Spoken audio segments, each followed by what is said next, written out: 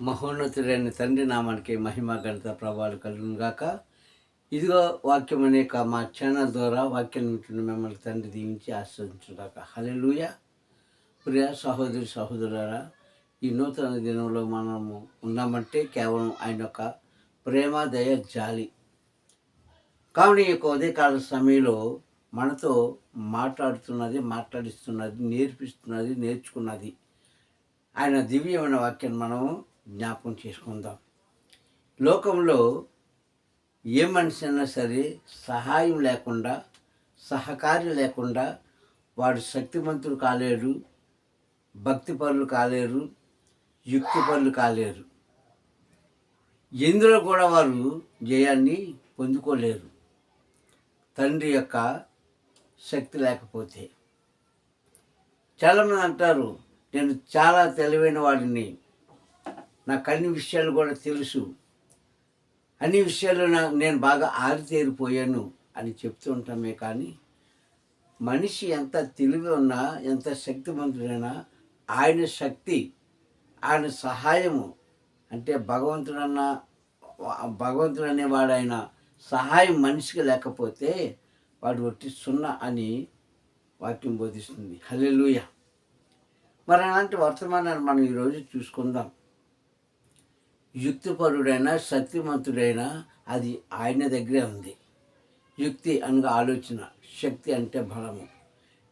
బలంలో రెండు రకాలు, శరీర బలము, ఆత్మబలము. శరీర బలము, ఆత్మబలము. చాలామంది లోకంలో శరీర బలాన్ని చూసి వారు ఆనందిస్తుంటారు, గర్విస్తూ ఉంటారు, లేకుంటే ఏవో క్రియలు చేస్తుంటారు. వారికి ఆత్మబలం ఉండదు. ఆత్మబలము ఉన్నవారు ప్రపంచాన్ని జయించగలడు. హల్లెలూయా. ప్రపంచాన్ని జయించగలడు. శరీర బలం ఉన్నవారు కొంతమందిని జయించగలరేమో, కానీ ఆత్మబలం ఉన్నవారు అందరినీ జయించవచ్చు, అందరినీ జయించగలరు. ఆఖరికి తండ్రి కూడా ఇష్టంగా జీవించగలడు, ఆత్మబలం ఉంటే, ఆత్మశక్తి ఉంటే. ఇక్కడ అలాంటి వచనాన్ని మనం ఈ ఉదయకాల సమయంలో చూసుకుందాం. ఈ వాక్యంలో ఒకటి తగ్గింపుతనం కనిపిస్తుంది, రెండోది ఆత్మబలం కనిపిస్తుంది, మూడోది ఏ నామంలోనైతే వారు అద్భుత కార్యాలు చేస్తున్నారో ఆయనకు సమీపంగా ఉండడం కూడా కనిపిస్తుంది. ఏంటి ఆ వాక్యము అని చూస్తే, శృంగారం అనే దేవాలయం దగ్గర జరిగిన సంఘటన అందరికీ తెలుసు. అపొస్తలుల కార్యాలు 3వ అధ్యాయం చూసుకుంటే, యోహాను పేతురు గారు శృంగారం అనే దేవాలయం దగ్గర ఏం చేశారు క్రీస్తు యొక్క నామంలో, ఆ విషయం మనకి వాక్యంలో మనం చాలాసార్లు చదువుకున్నాం.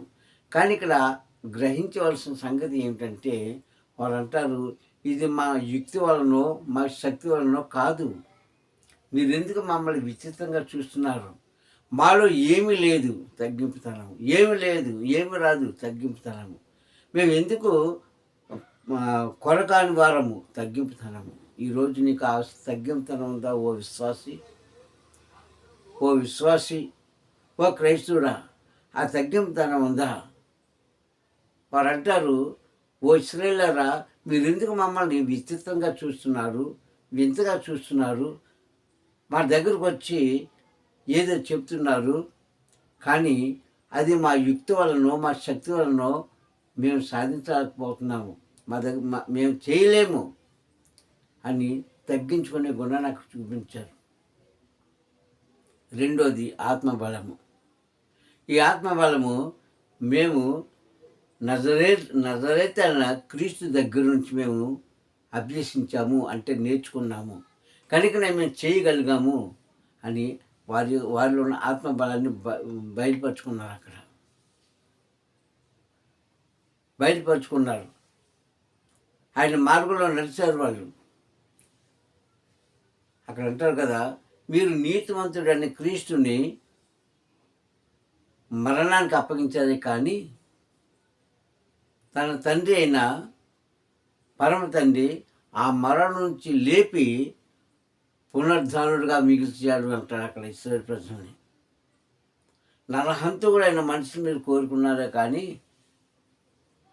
హంతకుల్లోంచి పాపంలోంచి, చీకటిలోంచి, కష్టాల్లోంచి తొలగించడానికి వచ్చిన దైవ కుమారుని మీరు హత్య చేశారయ్యా అని అక్కడ చెప్పిన మాట మనకు అనిపిస్తుంది. ప్రియ సంగమా, కనుక మనలో ఏది కూడా లేదండి ఆయన లేకపోతే. నిండు సున్నా, నిండు సున్నా. ఇది నాటి క్రీస్తు యొక్క శిష్యులు చెప్పిన మాట. ఈరోజు నిజంగా మనకే కానీ శక్తి ఉంటే భూమి మీద నిలబడమండి మనం. నిలబడం, భూమి మీద నిలబడం. అసలు మనల్ని మనం మైమర్చిపోతాం, మనం హెచ్చించుకుంటాం, మనం గర్విస్తుంటాము. కానీ ఇంత చేసిన వారిలో అంటారు, మాలో ఏమీ లేదయ్యా,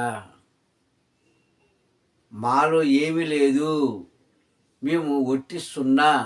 ఆయన శక్తి లేకపోతే, ఆయన యుక్తి అనగా ఆయన ఆలోచన మాకు ఇవ్వకపోతే, ఆయన యొక్క బలము, ఆత్మబలం మాకు ఇవ్వకపోతే మేము ఏమీ చేయలేము. మేము కూడా మీలాంటి సామాన్యమైన మనుషులని తగ్గింపుతనం కనిపిస్తుంది, ఆత్మబలం కనిపిస్తుంది, దైవ కార్యం అక్కడ కనిపిస్తుంది. ఈ మాటలు మనకు ఎక్కడ కనిపిస్తాయంటే అపోస్తుల కార్యాలు 3వ అధ్యాయంలో 12 నుంచి 14 వచనాలు మనం చూస్తే అక్కడ మనకి ఈ మాటలు కనిపిస్తాయి. ఇశ్రాయేలీయులారా, మీరు మూర్ఖులయ్యి తలహంతకుని విడుదల చేయమన్నారు. నిన్ను రక్షించడానికి వచ్చిన క్రీస్తుని మరణానికి అప్పగించారు. కానీ తన తండ్రి ఏం చేశారంటే మరణంలోంచి పైకి లేపి ఆయనను పునరుద్ధానుడిగా మిగిల్చాడు. ఈరోజు మనం మరణాన్ని గెలవగలమా? కానీ మీరు చేసింది 100% తప్పే అని నాటి యూదులకు, ఇశ్రాయేలీయులకు చెప్పిన మాట.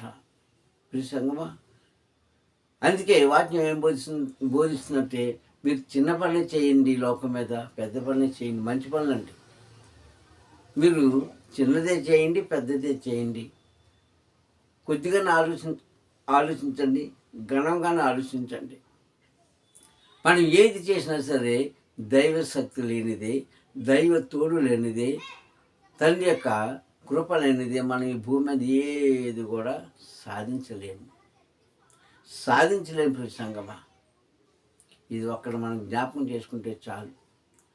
ఈ ఒక్క విషయాన్ని మనం జ్ఞాపకం చేసుకుంటే చాలు, మనము ఆశీర్వదించబడతాము.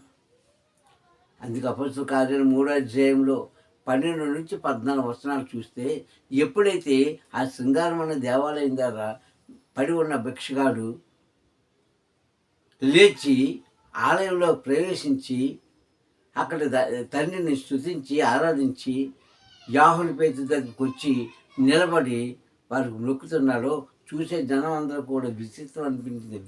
విస్మయమందెను అంటే వింతగా చూస్తున్నారు ఆయన్ని. విస్మయము అనగా వింత. ఏంటి మనుషులు ఇప్పుడే కదా, మేము రోజు చూస్తాం కదా, ఇప్పుడు కూడా మేము చూసాం కదా, ఇంతలోని అద్భుత కార్యం ఎలా జరిగింది, ఇది ఎవరు చేశారు అంటే ఆ భిక్షగాడు వచ్చి యాహోను పేతురుని చూపించాడు జనానికి. ఎప్పుడైతే చూపించాడో ఈ జనమందరూ కూడా గుమ్మిగూడి, మనకు అంతే కదండి, ఏదైనా ఒక చిన్న సంఘటన జరిగింది అనుకుంటా, మంచిది కావచ్చు చెడ్డది కావచ్చు, జనం మాత్రం మూగిపోతారు చుట్టూ.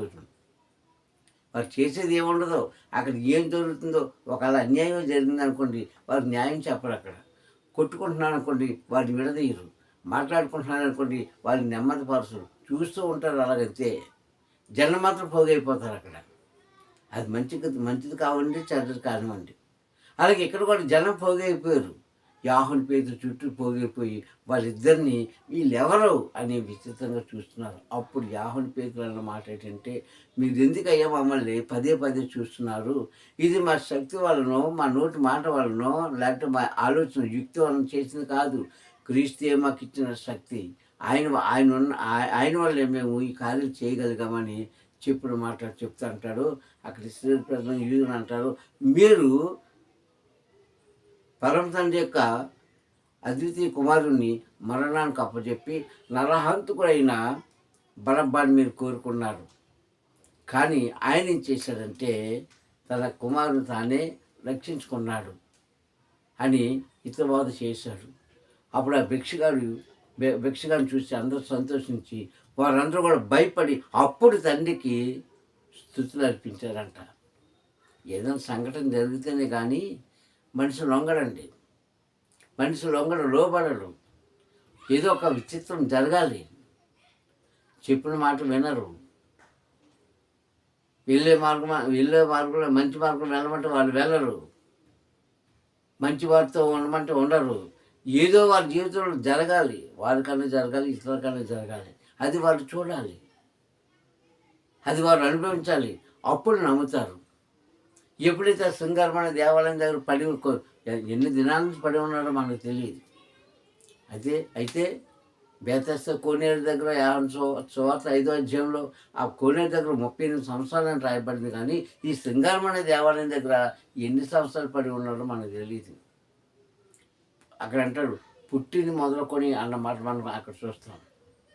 ప్రియ సంగమ, కనుక ఆ పడి ఉన్న వ్యక్తి ఒకేసారి లేచి ఆలయంలోకి వచ్చి వారితో కూడా స్తుతిస్తూ ఆరాధిస్తూ ఉంటేనట అది చూసి ఏం చేశారు వీళ్ళు, ఇది ఎవరు చేశారంటే ఆ భిక్షగాడు అంటున్నాడు, ఇదిగో వీళ్ళే చేశారు.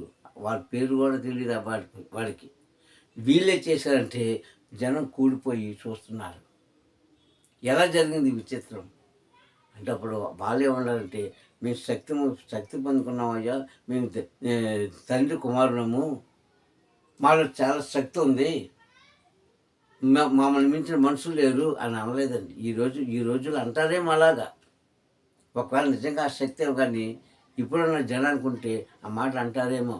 ఎంటర్టైన్మెంట్ అయిపోద్ది ప్రపంచం, ఆ దేశం అంతా కూడా, ఆ రాష్ట్రం అంతా కూడా, ఆ పల్లె పట్టణం అంతా కూడా ఆ మనిషి కోసం ఎంటర్టైన్మెంట్ చేసేస్తారు. ఫలానా వ్యక్తి ఫలానా పాస్టర్ గారు ప్రార్థన చేస్తే, ఫలానా పాస్టర్ ప్రార్థన చేస్తే, ఫలానా ప్రాంతంలో వెళ్తే అని ఇలాగా చెప్పుకుంటూ పోతారేమో. కానీ వీళ్ళు ఏమీ చెప్పలేదు. వీళ్ళు అంటారు కదా, తగ్గించుకున్నారండి అక్కడ వాళ్ళు. అయ్యా, ఓ ఇశ్రాయేలులారా, మీరు ఎందుకు మమ్మల్ని పదే చూస్తున్నారు? మాలో ఏమీ లేదయ్యా, మేము సామాన్యమైన మనుషులమే. కానీ తండ్రి యొక్క శక్తి, తండ్రి యొక్క ఆలోచన మాకు లేకపోతే, ఆయన నడిపింపు మాకు లేకపోతే, ఆయన పరిశుద్ధాత్మ మాకు ఇవ్వకపోతే మేము కూడా ఏమి చేయలేము అని అక్కడ తండ్రిని గణపరచారండి. క్రీస్తుని పొగిడారు, పరమ తండ్రిని గణపరిచారు, వాళ్ళు తగ్గించుకున్నారు. సంగమా, ఇవన్నీ కూడా మనకి క్లుప్తంగా తెలుసుకోవాలి. ఈరోజు తగ్గించుకోవడం గొప్పతనం కాదు, మాట్లాడడం గొప్పతనం కాదు. ఎలా తగ్గించుకోవాలి? వారు నిజ జీవితంలో నిజంగా తగ్గించుకోవాలి. ఒక పూట, ఒక రోజు, 2 రోజులు, 3 రోజులు, లేదా 10 రోజులు కాదు. బ్రతికినంతకాలం కూడా వాళ్ళు అలాగే బ్రతికారు. అపొస్తలుల కార్యాలు 10వ అధ్యాయంలో కొర్నేలు దగ్గరికి వెళ్ళాడు పేతురు. కొర్నేలు దగ్గరికి వెళ్ళాడు. ఆ కొర్నేలు చూసిన వెంటనే ఏం చేశాడు? కాళ్ళ మీద పడిపోయాడు. అప్పుడు పేతురు అంటాడు, కొర్నేలు పైకి లేచి నిలబడు. ఎందుకయ్యా నా కాళ్ళ మీద పడతావు? నేను కూడా నీలాంటి సామాన్యమైన మనుషున్నే, నేను కూడా నరుణ్ణే, నేను కూడా నీలాగే ఆకలి వేసిన వాడిని, కోరుకున్న వాడిని, నేను కూడా సామాన్యమైన మనుషునే, కానీ నేను గొప్పవాడిని కాదే. నువ్వు ఎందుకు నాకు కాలు పట్టుకుంటున్నావు? నువ్వు లే అని లేపడింది. అక్కడ తగ్గించుకున్నాడని తనను తాను. ఈ రోజుల్లో ఎవరున్నారండి? నిజంగా క్రీస్తు వచ్చి నీకు ఆ వరం ఇచ్చాడు అనుకోండి, చనిపోయిన వాళ్ళని లేపడము, లేకుంటే ప్రార్థన చేయకుండా నీ నోటి మాట ద్వారా వారికి స్వస్థత కలుగు చేశాడు అనుకోండి, ఇంకా మన భూమి మీద నిలబడం. నిజం చెప్పాలంటే యోహాను పేతురు ఈ యొక్క కుంటివాడి దగ్గరికి వచ్చి ప్రార్థన చేశారా? పోనీ కనీసం వాడు నెత్తిమీద చెయ్యేశారా? పోనీ కనీసం వాడు చేయి పట్టుకుని లేపారా? ఏమి లేదే. కేవలం నోటి మాట. ఒకటే మాట అన్నాడు ఆయన దగ్గరకు వచ్చి, నీకు ఇవ్వడానికి మా దగ్గర ఏమీ లేదు, కానీ నజరేతైన క్రీస్తు నామంలో మిమ్మల్ని నిన్ను లేవమని చెప్తున్నామన్నాడు. అంతే ఒకటే మాట. క్రీస్తు నామంలో నిన్ను లేవమని చెప్తున్నాము అన్నాడు, అంతే, ఇంకేమనలే.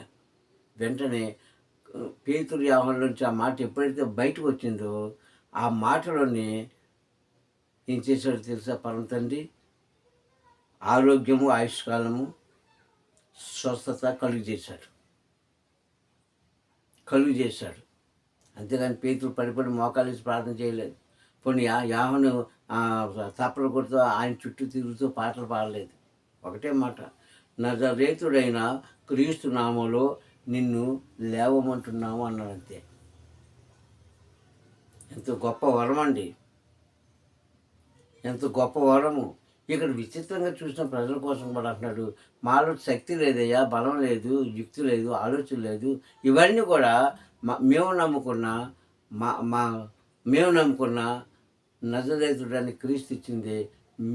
మిమ్మల్ని కాపాడుతున్న పరమ తండ్రి అద్వితీయ కుమారుని క్రీస్తు ఇచ్చిన శక్తి, అది మీరు పొందుకోలేకపోయారని పేతురు మాటలు అక్కడ కనిపిస్తున్నాయి. సంగమా, మనం ఎన్నో కార్యాలు మనం చేస్తుంటామే, ఎన్నో చోట్ల వెళ్తుంటామే. నీలో శక్తి లేకపోతే, నీలో ఆలోచన లేకపోతే వ్యర్థమే. నీకు శక్తినిచ్చేది, ఆలోచించేది, నడిపించేది, బుద్ధి వివేకం కలిగించేది ఎక్కడి నుంచి వస్తాయి? సాక్షాత్తు తండ్రి దగ్గర నుంచి, పరలోకం నుంచి నీకు రావాలి. భూమి మీద ఎక్కడైనా దొరకవు. కొన్ని డబ్బు వేసి కొనుక్కుందామంటే, డబ్బు గలవాళ్ళు డబ్బు వేసి కొనుక్కుందామంటే దొరుకుతాయా? దొరకవు. అక్కడి నుంచే రావాలి, ఆయనే ఇవ్వాలి ఎవరికైనా సరే. అలాంటి శక్తిని పొందుకున్నారండి నాటి భక్తుడు. మరి ఈరోజు ఎంతమంది పొందుకుంటున్నారు, ఎంతమంది పొందుకోలేదు మన అందరికీ తెలిసే. సంగమా, కానీ నడుస్తున్నాము, నడిపిస్తున్నామే, కానీ అది పరిపూర్ణమైనది కాదు అని బైబిల్ చెప్తుంది. అంత శక్తి పరులవా మనము? అంత యుక్తి కలిగిన వారమా? అంత నెమ్మది కలిగిన వారమా? అంత తగ్గింపు జీవితం అలా ఉందా? ఉంటే ధన్యుడివే, ధన్యురాలువే. ప్రార్థించుకుందాం. కనికర సంపన్నుడా, ప్రేమ గల తండ్రి, నీకు స్తోత్రములు.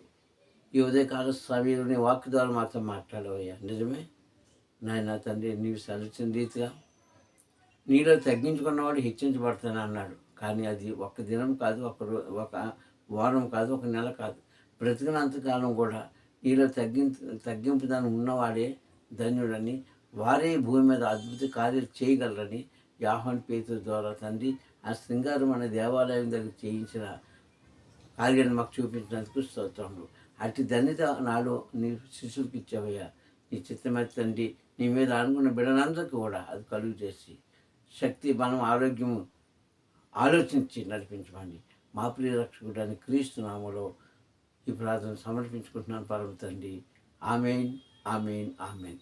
మెంతకు కూడా ఉందాములు తండ్రి, మేము దీవించి ఆశీర్వదించుగాక. హల్లెలూయా.